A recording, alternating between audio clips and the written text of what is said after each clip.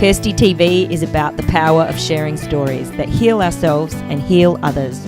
My guests share their most intimate stories and lessons learned along the way.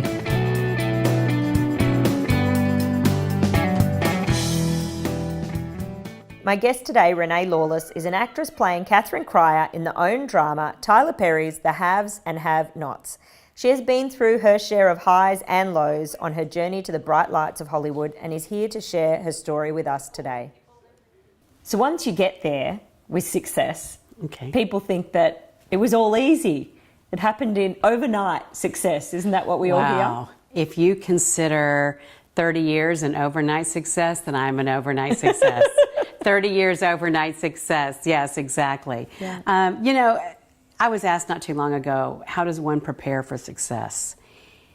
And I don't think anyone That's a good question. prepares for success, I think you just have to believe in yourself and do the work and take pride in your work, and you have to accept all the failures as well as all the rewards, and that makes us who you are, and I guess that's what preps us for success. What have been the toughest times? Oh, the times where I didn't really know where that next meal was going to come from. I'm not saying that I didn't have my family to fall back on if I needed that, but there comes a time when you still have to make those ends meet yourself.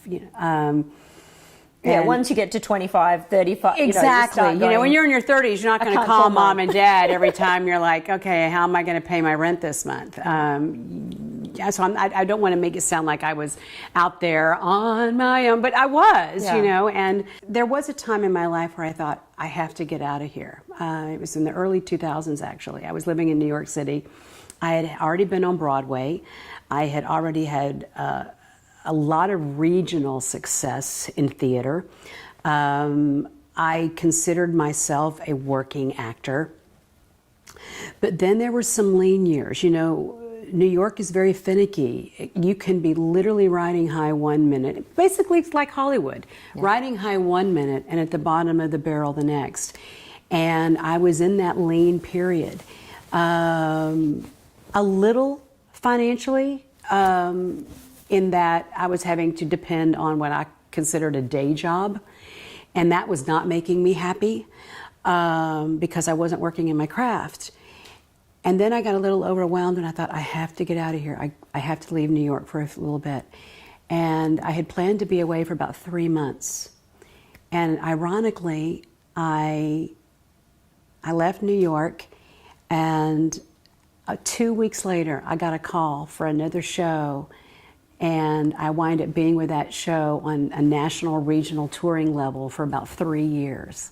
2 weeks literally after I left New York City. It's quite amazing along the journey. There are lots of moments that are fortuitous. Serendipity, synchronicity plays a big role. And sometimes we're pushing, thinking we want something now, and it doesn't happen till later. Do you feel like in a lot of ways everything worked out as if divinely timed? I believe everything that's happened in my life, good or bad, is divinely timed. Mm-hmm. I believe in the great divine. I believe in the Lord plans everything, and He's the controller of my life. Yeah. It's much like, if you ever seen a cross-stitch sampler, and you look at this beautiful picture and how gorgeous it is, and if you ever turn it over, chaos. It's chaos. It is absolutely chaos. How you could think anything like that could have made something so beautiful. Yeah. And that's the way our lives are, Totally. If we were just above looking down, we think, oh, sure, that's going to have to, well, that's all going to, but we don't see that, and we get all wrapped up. And if we would just, breathe. Yeah, it's all going to look beautiful. It's all going to look beautiful in the end. Exactly. I like that. Exactly. Great analogy. So what is one of the hardest things to deal with when it comes to the highs and lows and ups and downs of this business? To get up the next day after the door has closed the night before or the day before. Yeah. And if you have to believe enough in yourself that this is not, rejection is not a no. It's a not now. Yeah. I auditioned for Wicked, but I didn't get it till exactly 1 year later. And they were saying, not now today, but maybe tomorrow. And 1 year later was my tomorrow. But you can have, like, my big thing is a bit of apple pie, get under the doona, a bit of self-love. Oh, yeah. and You can hit the self-care. Krispy Kreme donut the night before. Trust me. You can do the 24-hour Krispy Kreme hot ones and pull in and have a field day. And you can. Yeah. I mean, I have like a 12-step program. I can sit there and get upset and jump up and down and get angry and bitter. But that's only if the audition or the job was something I really dream. wanted. The dream was. Yeah. But I mean, you do so many of these. Sometimes it just becomes, it's just a way of life. You don't think about it. But then after a while of doing them, you're thinking, wow, is something ever going to pop? Is something ever going to break? Yeah. And it will.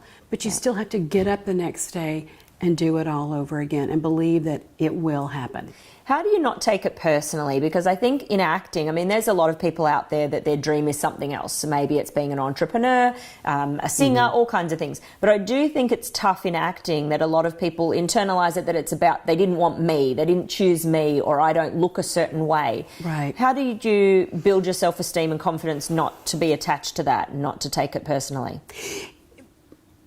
In the beginning, it's very difficult not to do that. You just do that because we're humans. And because actors, we're very vulnerable. We're dealing with our emotion. We're dealing with our heart and our soul. And then there's also an element of looks. Now, I don't mean, is she good looking? Is she not good looking? In this field, sometimes they want the girl that's 5'6" and not the girl that's 5'2". And that is 100% out of your control. And that's very frustrating because I'll never be 5'6". Yep. No matter how many heels you put me in, I'm never going to be 5'6". And you have to learn to completely not think about the things that are completely out of your control. You know, years ago I did pageants. Oh. And I was told one time, the girl that wears the crown tonight, if the pageant was held a week from now, those 5 judges might pick a completely different girl. Mm-hmm. So it wasn't that girl was the prettiest, it was that girl was the prettiest on that night, So. Once you arrived at success, if you can say you arrived, because it's a never-ending goalpost, Right, isn't exactly. it? But once you got here, I mean, you're on a network show. How did it feel? I don't know if I was adequately prepared for the overnight notoriety. Mm-hmm. You always think you are. Yeah. You think, oh, someone's going to recognize you. Isn't that cute? But then when a mob recognizes you, you're like, so that's been exciting. But I don't feel like I hope I haven't changed any. Yeah. I hope I'm still the same person. For people starting out who are struggling to go after their dream, what piece of advice or wisdom would you impart? Keep going, persevere, and know that no matter how many doors shut, no just means not now. I always wanted to be where I am right now. And I truly believed that one day this would happen. But there's always this little voice back here that goes, is that ever gonna happen? Is it really ever gonna happen? Because you wake up, it's gonna happen, it's gonna happen. But there's always that voice thinking, but it may not, but it may not. But that still doesn't stop you from getting up every day and going, it's gonna happen. It's going to happen. But then all of a sudden, when it does happen, it's a surprise. It really is. It's a genuine surprise. You're like, oh, how did this happen? What did I do? But I forget that I have decades of work behind me, decades of preparation that have got me to where I am now. Well, and so many people would have given up. They would have thought it's never going to happen. So how do you stay so true to yourself and how do you keep the faith? I truly believed in myself, and I truly believed in what I had to offer. And fortunately, I was surrounded by a group of friends that kept me focused as well, and my family. Now, you also have to know if you really have talent or not. There's a lot of people that have a lot of belief in themselves, and they can't sing, act, dance, throw ball, do whatever. They can't do any of that. So what's been one of your biggest life lessons? Wow, one of my biggest life lessons. I have many. I will probably say at the end of the day, you have to answer to God and you have to answer to yourself. And you have to be happy with what you've done and what you do at the end of the day. Not what other people think of you, not what society thinks of you, and not what your coworkers. You have to be happy with yourself. Yeah. And if you can go to sleep at night knowing that you've been truthful, you've been honest, you've been yourself and nobody else. That's good. Was it all worth it? Oh, every minute, every second. Sometimes when you're in it, you wonder. Yeah. Life is beautiful. We only get one. Make the best of it. What final words of inspiration would you say to anyone else out there chasing their dream? Go for it.